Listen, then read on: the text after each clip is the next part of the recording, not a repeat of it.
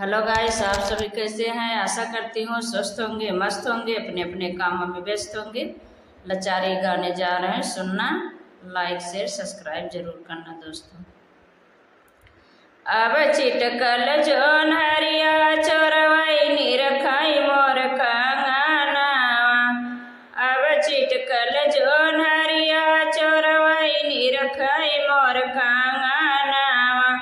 ससुरु का जगायो सासुइया करई झगड़ा, सासुइया करई झगड़ा। अब के का जगाई रंबा चैना हमारी कंगना। अब के का जगाई रंबा चैना हमारी कंगना। अब चिटकल जोन हरिया चोरवई रखाई मोर कंगना।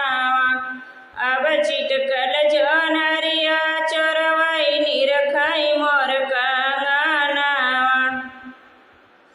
जेठऊ का जगायो जेठनिया करई झगड़ा, जेठनिया करई झगड़ा। अब के का जगाई रंबा चैना हमारी कंगना। अब के का जगाई रंबा चैना हमारी कंगना। अब चिटकल जोन हरिया चोरवई रखाई मोर कंगना। अब चिटकल जोन हरिया चोरवई रखाई मोर कंगना। देवरू का जगायो देवरनिया करई झगड़ा, देवरनिया करई झगड़ा।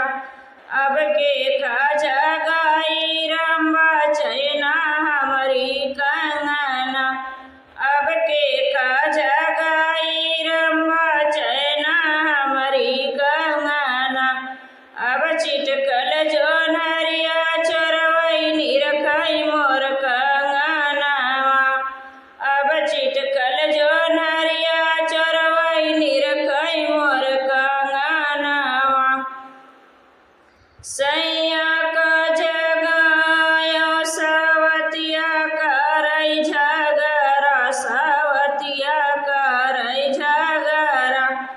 अब के का